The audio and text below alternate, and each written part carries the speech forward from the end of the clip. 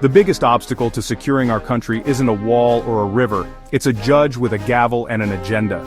In today's America, the power to shape our borders and our future often rests not with elected leaders, but with unelected judges who can override the will of the people with a single decision. Time and again, the executive branch tries to enforce immigration laws, only to be blocked by judges far removed from the realities of the border. These judges, sitting in distant courtrooms, can halt enforcement efforts with the stroke of a pen, often without ever seeing the communities affected by their rulings. One injunction, one stay, and suddenly national security is at the mercy of a single unelected official. The fate of entire policies and the safety of millions can hinge on the personal philosophy of one judge. This isn't the rule of law, it's the rule of lawyers, twisted to serve a liberal agenda. Legal arguments become tools for activism, not justice, as courtrooms turn into battlegrounds for political ideology.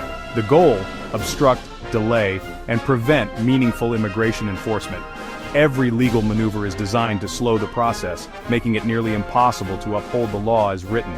Every deportation becomes a legal battle, every criminal alien recast as a victim. The process drags on for years with endless appeals and hearings, while communities wait for justice. The media amplifies the drama, focusing on emotional stories while ignoring the real victims. Headlines highlight the struggles of those facing deportation, but rarely mention the families harmed by unchecked illegal immigration. The left argues for endless due process, forgetting that constitutional rights aren't a global entitlement. They insist on rights and protections for all, even when it undermines the very laws that keep our nation secure.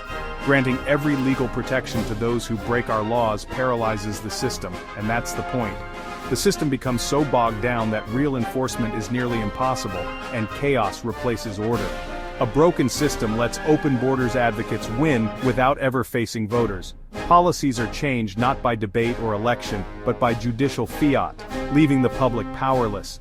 Judges shield illegal immigrants, but when their decisions lead to tragedy, their names vanish from the headlines. The consequences are felt by ordinary Americans, while the architects of these rulings remain anonymous. They get credit for compassion, never blame for the consequences.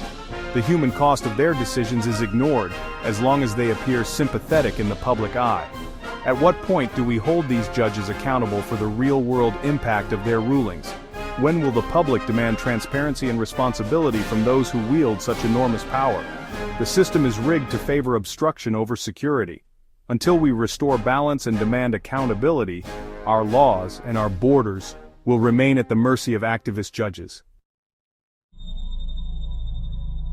The left calls the Kilmar Abrego Garcia case a constitutional crisis, a legal resident deported to El Salvador on shaky evidence. His story has become a rallying cry for those who see the immigration system as fundamentally broken, a symbol of what they argue is a system stacked against the vulnerable. The Supreme Court ordered his return, and the media played up the injustice, highlighting the emotional toll on Garcia and his family. Headlines and talk shows painted a picture of a nation in crisis, with commentators demanding sweeping reforms. But is this really a crisis, or just one error in a system tasked with protecting millions? Every day, thousands of cases are processed, and the vast majority are handled correctly with care and diligence. Intelligence is messy, sometimes sources are flawed. Mistakes, while regrettable, are inevitable in any system that deals with complex human realities and imperfect information. The alternative is to wait for tragedy before acting. If we demand perfection, we risk paralysis, hesitating until it's too late to prevent harm. The outrage over one mistake ignores the daily threat from thousands here illegally, some with violent histories. For every high-profile error, there are countless cases where enforcement protects communities. Liberals focus on the one wrongfully deported. I focus on those who should have been deported but weren't. The debate is always about the exception, never the rule. They see a crisis in one man's inconvenience. I see a crisis every time a city declares itself off-limits to federal law. Sanctuary policies undermine the very system meant to keep us safe. Mistakes happen in any large system, but the left uses this one error to attack all immigration enforcement. They ignore the complexity and the necessity of these laws. They'd rather halt the system than risk a single bad outcome, even if that means exposing millions to greater danger. That's a luxury belief, dangerous in the real world where the stakes are measured in lives, not headlines. The safety of millions should outweigh the rare, unfortunate mistake. We must prioritize the greater good, even as we strive to minimize errors. We need to improve the system, not dismantle it. Reform is necessary, but abolition is reckless. One error doesn't justify open borders. The answer is to fix what's broken, not to throw away the tools that keep us safe. When I said I could live with the error in Garcia's case, outrage followed. But I'm weighing costs. One man's hardship versus countless American victims of crimes by illegal immigrants. It's a brutal calculus, but necessary for public safety. We accept some error in every security system. TSA, police, you name it. Yet with immigration, perfection is demanded, or the whole system is called racist. That's an impossible standard. The real cost of lax enforcement is paid by working-class Americans, lower wages, crowded schools, unsafe neighborhoods.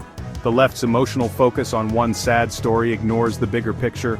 Protecting the herd sometimes means one sheep gets sheared too close. It's not pretty, but it's necessary. We can't let rare mistakes paralyze enforcement. The stakes are too high for utopian thinking. Public safety must come first. The numbers don't lie. I'll admit it. When Trump warned about the border in 2015, I thought he was exaggerating. But looking back, he was right. He saw the rise of gangs, the flood of fentanyl, the strain on our services. The media mocked him, obsessed over his tone, and missed the substance. Admitting Trump was right would mean admitting their worldview, open borders, multiculturalism at any cost, was wrong. Now, chaos at the border and crimes by those who shouldn't be here prove his point. The warnings were clear, but the political class ignored them. Trump wasn't the problem, he was trying to solve it. The real problem is a ruling class blind to the crisis. We're living with the consequences of their denial. The facts have caught up with the rhetoric. The border crisis is real, and it's hurting Americans. Ignoring it doesn't make it go away. Trump saw the storm coming. Now we're all in it. The deportation of suspected Tren de Aragua gang members highlights a core conflict at the heart of American governance. How far can power go when public safety is at stake? The administration moved swiftly to remove what it saw as a clear and present danger, relying on laws that have been on the books since 1798. Laws designed for moments of national threat. But in a dramatic twist, a D.C. judge intervened, attempting to halt the flights and overruling the judgment of national security experts from the bench, raising questions about the separation of powers. The administration's response was swift and decisive. The planes had already departed, moving beyond the judge's immediate reach and setting off a legal and political firestorm. This episode exposes a fundamental tension in our system. Who truly holds the reins of national security? The elected president, accountable to the people, or an unelected judge, shielded from public opinion? The left frames this as checks and balances in action, but to many, it feels more like sabotage. An unelected official undermining urgent action. When a single judge can stop a deportation flight mid-air, it's a sign that the system is no longer working as intended, and public safety may be the price. The Alien Enemies Act was created to give the president broad authority in times of threat, empowering decisive action when the nation faces real danger. Using this authority sent a clear message. The government will use every available tool to protect the country and its citizens from harm. Civil liberties groups protested loudly, but in their focus on legal process, they risk missing the real and immediate threat. Violent gangs gaining ground and endangering communities. Legal niceties and endless court battles won't stop crime or protect families from violence on their streets. When the judiciary overreaches, it's ordinary Americans who are put at risk, left to wonder who is really looking out for their safety. In a crisis, we need leaders who act, not legal theorists debating from the sidelines. The stakes are too high for hesitation. After Judge Boasberg tried to ground deportation flights, Trump called for consequences, even impeachment. Chief Justice Roberts responded, insisting impeachment isn't for policy disagreements. But this isn't a law school debate, it's about real-world safety. Roberts claimed that there are no Obama judges or Trump judges is pure fantasy. Judges have ideologies and those shape their rulings, especially on immigration.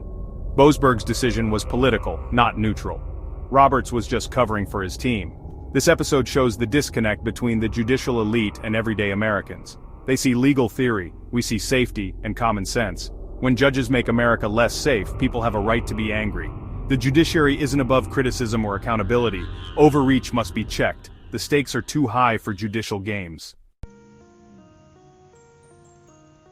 The deportation battle isn't just in courtrooms, it's on city streets. In Boston, Mayor Michelle Wu resists federal enforcement, turning the city into a sanctuary for illegal immigrants. This isn't compassion, it's a direct challenge to federal authority and public safety. ICE Director Chris Clem vows to flood Boston with agents to do the job the city won't. You can't have a patchwork of laws, sanctuary in one city, enforcement in the next. Sanctuary policies protect criminals, not citizens. Local police are forced to release offenders instead of turning them over to ICE. This endangers law-abiding residents. Clem's response isn't a threat, it's a promise to protect Americans. If local leaders put ideology over safety, the federal government must act. There's no sanctuary from the law. The law will find you. For the country's sake, it must. Strip away the spin, and the deportation debate is about one thing: whose safety matters more. The left prioritizes illegal immigrants over citizens, defending judges who block deportations and creating sanctuary cities. American citizens become afterthoughts, their concerns dismissed as xenophobia or racism. A nation that can't control its borders isn't a nation. A government that puts non-citizens first breaks its social contract. This debate is about sovereignty, whether the U.S. will remain a nation of laws and borders. The stakes couldn't be higher. Don't get lost in emotional appeals or legal jargon. Ask, whose side are they on, the American family or a system that endangers them? The answer reveals everything. The bottom line, the safety and security of Americans must come first. Everything else is just noise. That's the real issue at stake.